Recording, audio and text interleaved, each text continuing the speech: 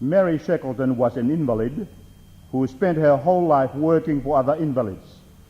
It was she who wrote our next hymn, "It Passeth Knowledge, the Dear Love of Thine."